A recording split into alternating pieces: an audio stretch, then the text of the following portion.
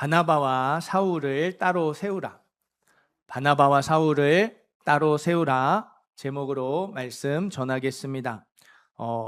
전북 김제에 신안교회라고 있어요. 농촌 교회입니다.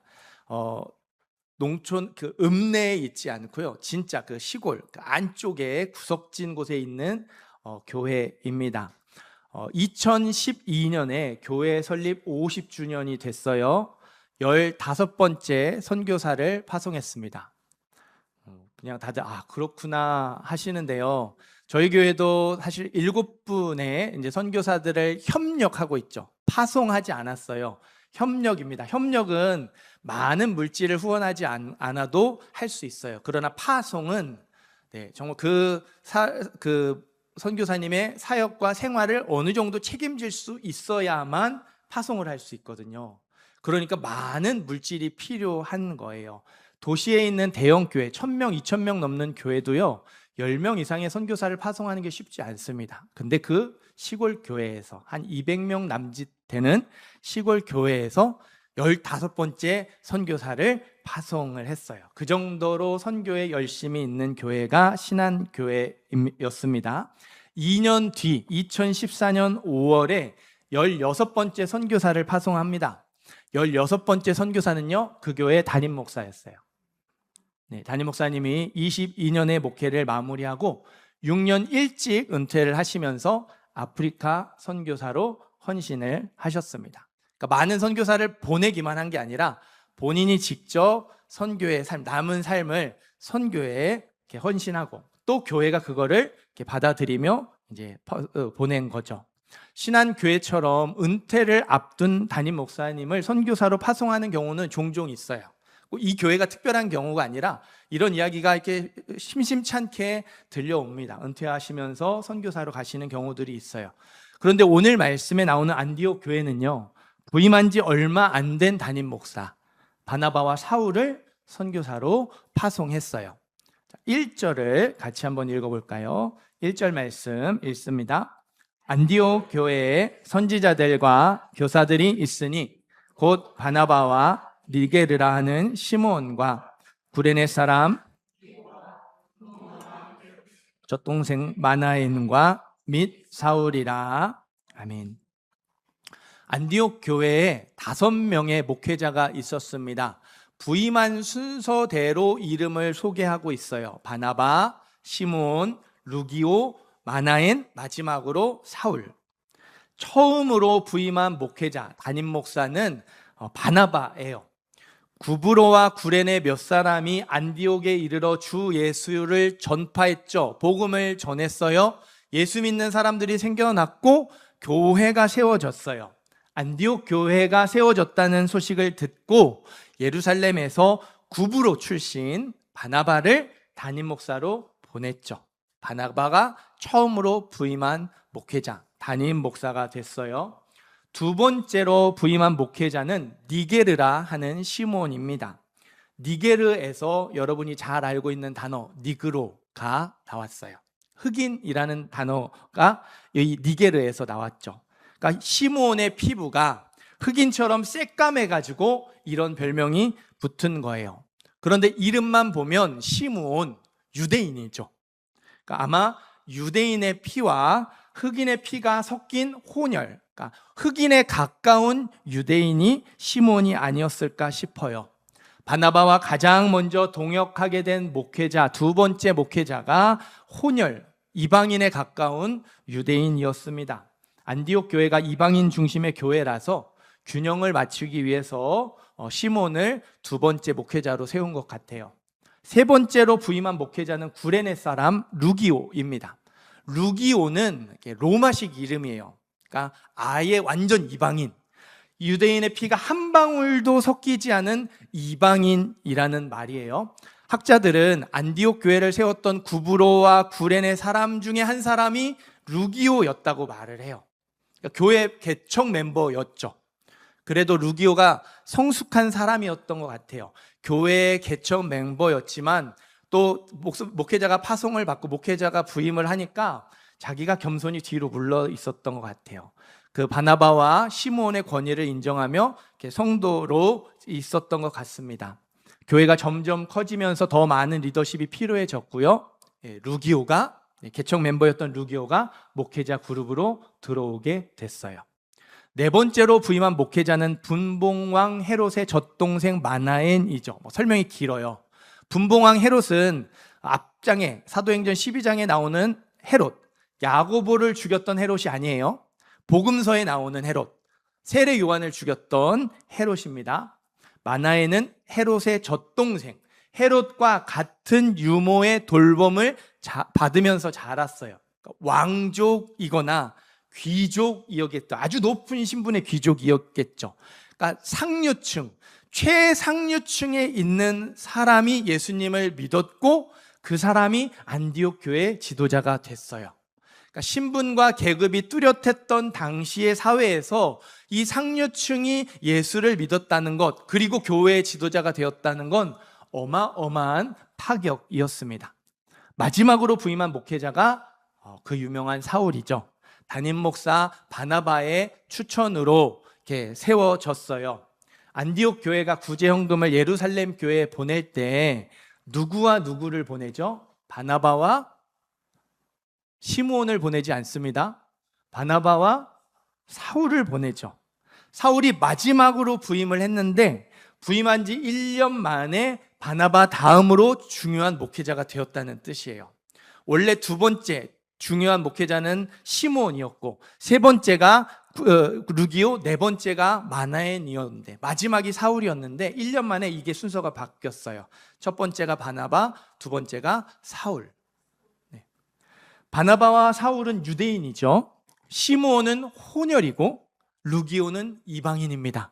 마나엔은 상류층이에요. 귀족이나 왕족이에요. 혈통의 이유로 하나 되기 어려운 사람들이 모여 있고요. 신분의 이유로 하나 되기 어려운 사람들이 모여 있어요. 한 팀이 되어 있습니다. 출신도 다르고 신분도 다른 5명의 목회자들이 서로 마음을 맞춰가면서 교회를 세워가고 있어요. 이렇게 서로 여러분들이 다 다르잖아요. 성격도 다르고 살아온 환경도 다르고 직업도 다르고 생각하는 바도 다른데 다 다른 사람들이 예수 이름 안에서 하나가 되어서 우리 교회를 세워가는 것처럼 안디옥 교회도 그렇게 서로 너무나도 다른 사람들이 하나 되어서 교회를 세워가고 있었습니다.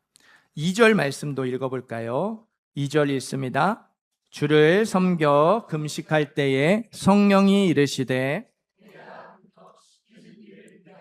바나바와 사울을 따로 세우라 하시니 아멘.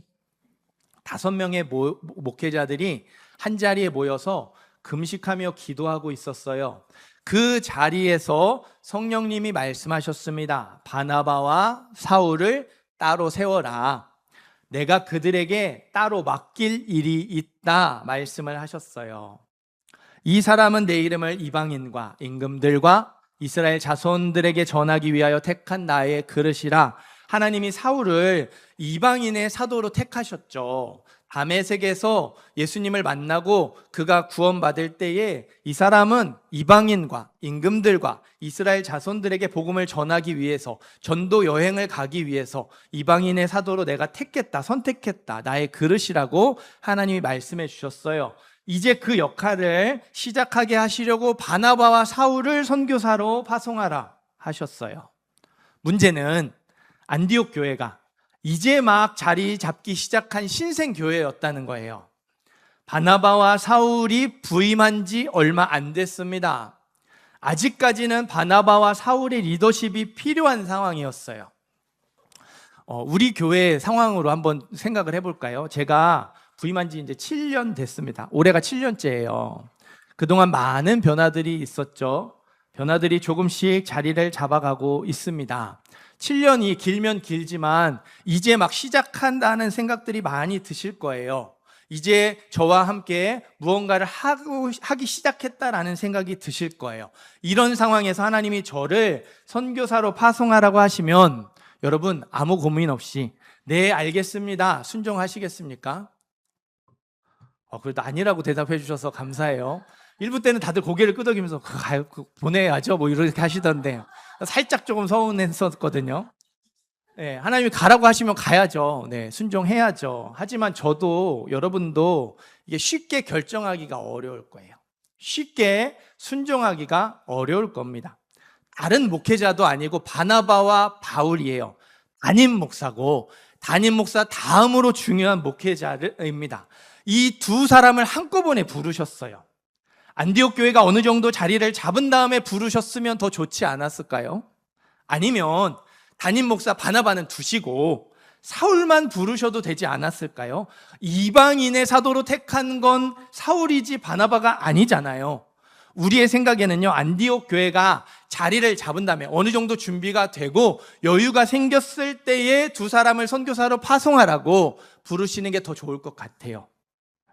지금 당장 부르셔야 했다면 두 사람 중에 한 사람, 사울만 선교사로 부르시는 게 더 좋을 것 같습니다. 그렇게 하는 게 안디옥 교회와 전도여행 둘 다 윈윈이 될 것 같아요. 우리의 생각대로 되었더라도 안디옥 교회와 전도여행 둘 다 성공적으로 되었을 가능성이 아주 높아요. 조금 늦게 부르셨더라도, 아니면 두 사람 중에 한 사람 사울만 부르셨더라도 안디옥 교회도 잘 세워지고 전도여행도 아무 문제 없이 잘 되었을 겁니다. 그렇게 됐을 거예요. 그러나 하나님의 뜻은 달랐어요. 아무런 준비가 되지 않았더라도 지금 당장 전도여행을 시작하는 것이 하나님의 뜻이었습니다. 리더십의 공백이 몹시 크겠지만, 그래서 어려움을 좀 겪겠지만 두려워하지 않고 두 사람을 선교사로 파송하는 것이 하나님의 뜻이었어요. 3절 말씀도 읽어볼까요? 3절 읽습니다. 이에 금식하며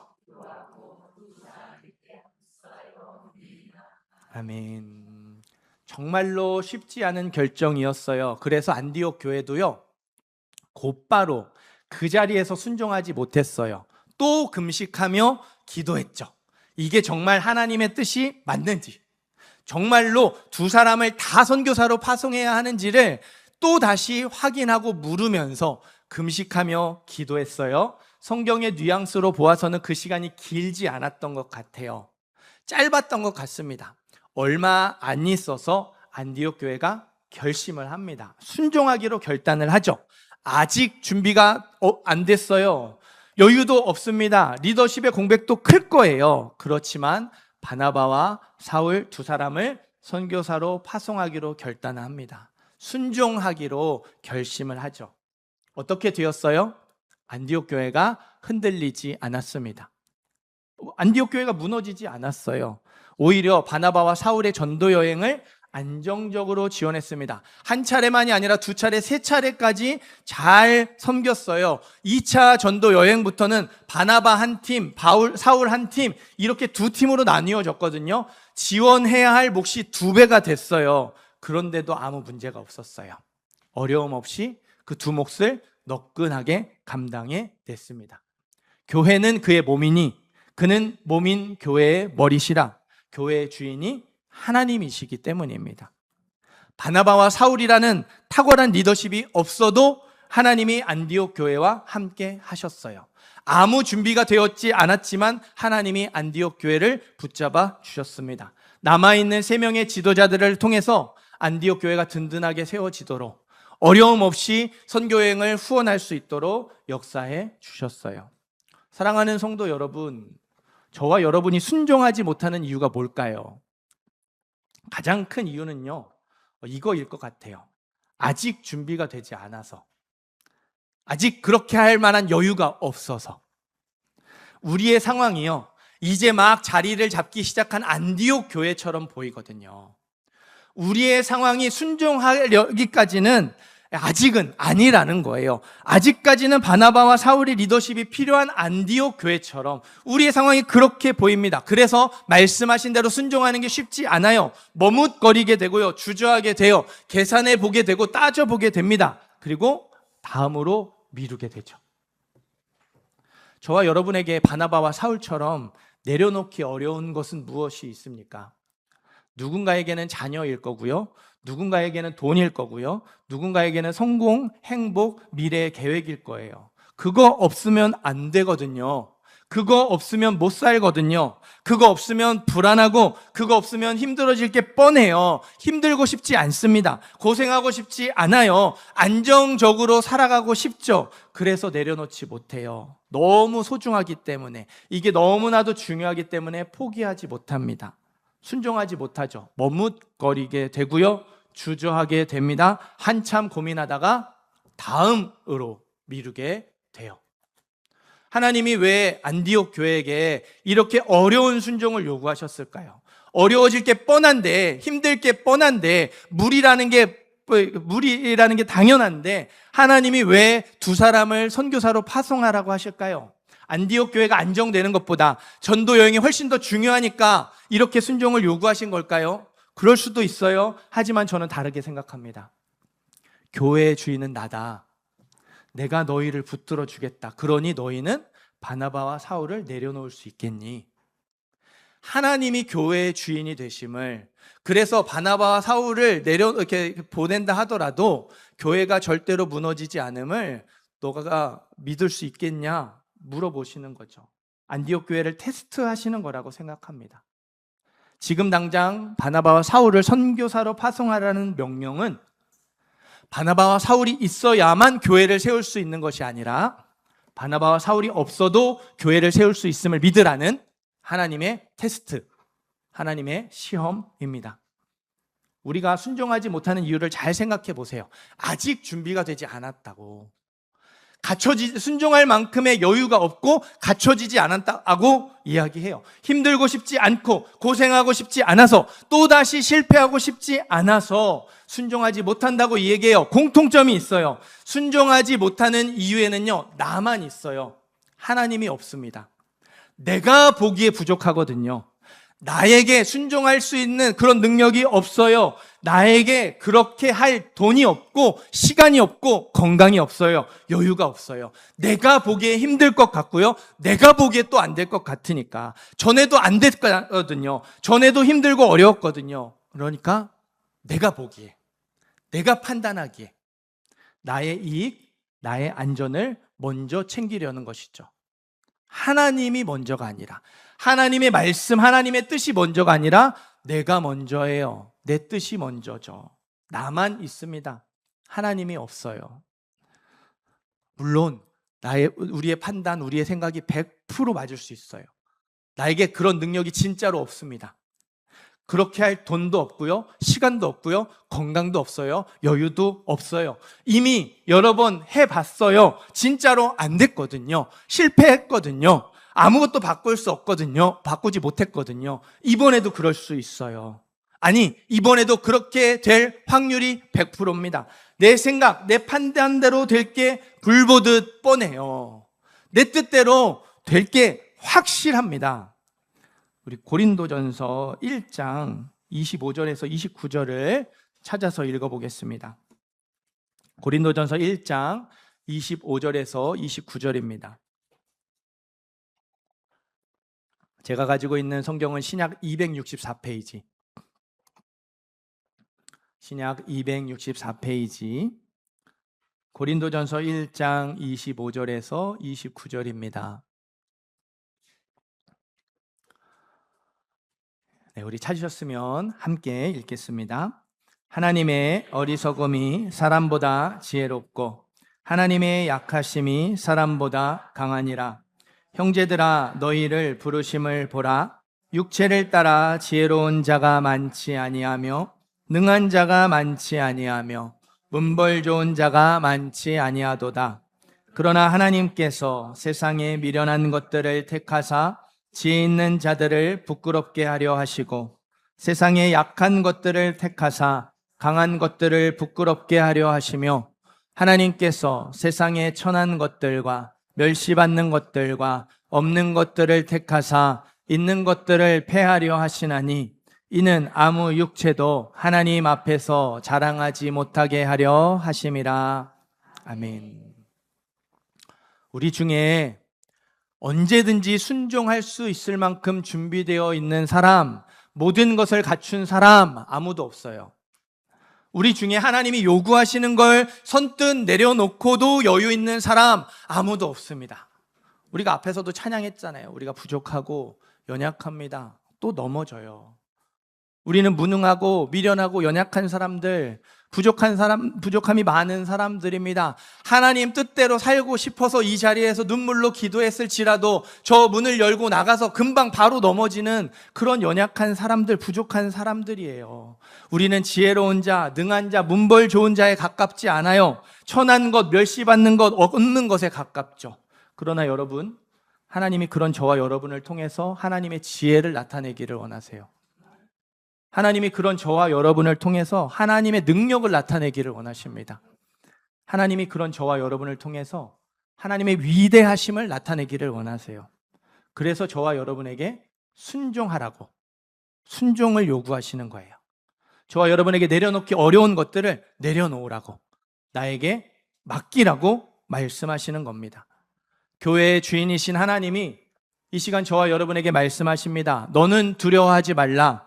내가 너를 구속하였고 내가 너를 지명하여 불렀나니 너는 내 것이라.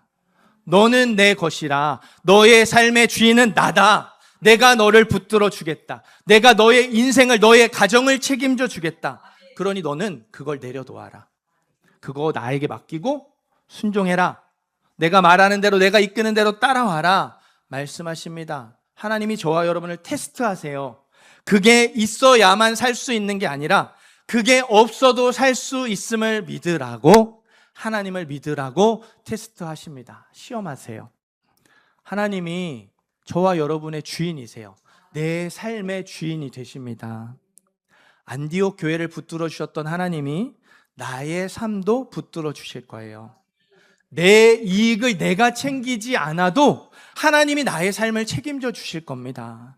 나의 안전을 내가 확보하지 않아도 하나님이 나의 삶을 붙들어 주시고 나의 삶을 지켜 주실 거예요. 나의 삶을 선한 길로, 의의 길로 인도하셔 주실 거예요. 가장 좋은 길로 이끌어 주실 거예요. 내가 먼저가 되지 않고 하나님이 먼저가 되어도 괜찮습니다. 내 뜻대로 안 되고 하나님의 뜻대로 되어도 괜찮습니다. 아니, 내가 먼저가 되지 않고 하나님이 먼저가 되는 게 훨씬 더 좋아요. 내 뜻대로 되지 않고 하나님의 뜻대로 되는 게 압도적으로 좋습니다. 하나님의 뜻이 먼저가 되어야 돼요. 하나님이 먼저가 되어야 합니다. 하나님이 안디옥 교회를 순종의 자리로 부르셨어요. 안디옥 교회의 믿음을 테스트하셨습니다. 하나님이 나를 부르시는 순종의 자리, 하나님이 나의 믿음을 테스트하는 자리는 어디입니까? 하나님을 믿고 순종하시기를 바래요. 순종하지 않으면 내 수준에서 살아갈 수밖에 없어요. 내가 가진 것으로 살아가야 돼요. 내 힘으로, 내 지혜로 살아가야 합니다. 내가 해결해야 하고요. 내가 책임지며 살아가야 돼요. 그러나 순종하면 하나님의 수준에서 살아갈 수 있어요. 하나님의 지혜로, 하나님의 능력으로 살아갈 수 있습니다. 하나님이 도와주시는 삶으로, 하나님의 책임지시는 삶으로 변화되어 갈 수 있어요. 순종하지 않으면 내 힘으로 살아가야 하지만 순종하면 하나님의 은혜로, 하나님의 힘으로 살아갈 수 있습니다. 옛날에 4.5와 5가 살고 있었어요. 4.5가 5를 한 번도 이기지 못했습니다. 정말 이기고 싶었는데 한 번도 이기지 못했어요. 항상 0.5, 그 조금이 모자라서 한 번도 이길 수가 없었어요. 그래서 4.5는 5가 오라면 오고 가라면 가고 5가 하라는 대로 살아야 했어요. 5의 말을 들으면서 5의 지배를 받으며 살아야 했습니다. 그러던 어느 날이었어요. 그날도 야 이리 와, 5가 4.5를 부릅니다. 그런데요 4.5가 들은 척도 안 해요. 안 옵니다. 야 이리 안 와? 빨리 안 오면 죽는다. 5가 화를 내며 소리를 빽 질러요. 5가 주눅들지 않아요. 두려워하지 않습니다. 5를 가소롭다는 듯이 바라보며 말합니다. 나 어제 점 뺐다. 4.5에게 무언가 새로운 게 더해지지 않았어요. 항상 모자랐던 0.5가 더해지지 않았어요. 오히려 있는 걸 뺐죠. 점을 뺐어요. 그랬더니 4.5가 45가 됐어요. 항상 조금이 모자라서 0.5가 모자라서 끌려다니고 그 내가 원하지 않는 대로 살았는데 45가 되니까 그렇게 무서웠던 5가, 그렇게 두려웠던 5가 껌도 아닌 게 됐죠. 가볍게 무시할 수 있는 게 됐어요. 하나님이 우리에게 순종을 요구하시는 이유가 여기에 있어요. 하나님이 우리에게 내려놓으라고, 맡기라고 말씀하시는 이유가 여기 있습니다. 눈에 보이는 상황에 쉽게 흔들리고 무너지는 우리의 점을 빼시려고. 그래서 눈에 보이는 상황, 우리를 두렵게 만드는 상황, 우리를 휘둘러 가는 그 삶의 상황을 가볍게 무시할 수 있는 것이 될 수 있도록 우리를 굳건한 믿음의 사람으로 변화시키기 위해서 순종을 요구하시는 거예요. 믿음을 테스트하시는 거예요. 내려놓으라고, 맡기라고 말씀하시는 겁니다. 우리가 믿음으로 행하고 보는 것으로 행하지 아니함이로다. 우리가 믿음으로 행하고 보는 것으로 행하지 아니함이로다. 많은 사람들이요, 눈에 보이는 대로 살아갑니다. 눈에 보이는 상황을 보며 느껴지는 나의 감정, 내 기분이 삶의 태도가 되죠. 눈에 보이는 상황을 보며 들어가는 나의 판단, 나의 생각이 나의 삶의 태도가 돼요. 이전까지 경험했던 실패와 안 좋았던 기억들이 나의 삶의 태도가 되죠.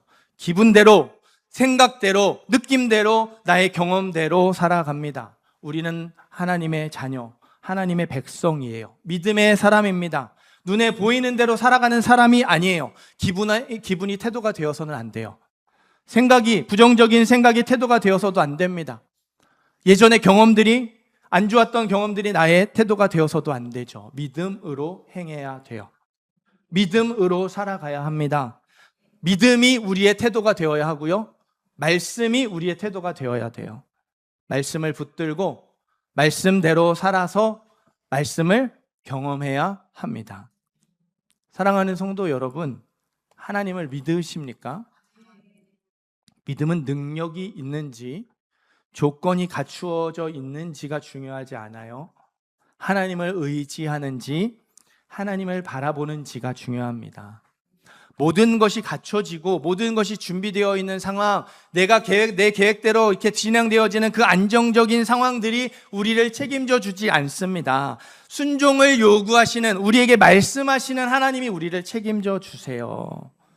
그러니까 내가 어떠한지가, 나의 상황이 어떠하고 내가 무언가를 할 수 있는지가 중요하지 않아요. 나에게 말씀하시는 하나님이 어떤 분이신지가 중요한 거예요. 하나님을 믿고 순종하시기를 바라요. 순종하지 않으면 내 수준으로 살아갈 수밖에 없어요. 내가 가진 것으로 살아가야 합니다. 내가 해결하고 내가 책임지며 살아가야 해요. 순종하면 하나님의 수준으로 살아갈 수 있어요. 하나님의 지혜로, 하나님의 능력으로 살아갈 수 있습니다. 하나님이 도와주시는 삶으로, 하나님이 책임지시는 삶으로 변화될 수 있어요. 보이는 대로 살지 마시고 믿음으로 살아가시기를 바랍니다. 우리가 믿음으로 행하고 보는 것으로 행하지 않아야 합니다. 보이는 대로 살지 않고 믿음으로 살아가야 해요. 보이는 대로 살지 않고 믿음으로 살아가는 모든 성도님들 되시기를 주님의 이름으로 축복드립니다.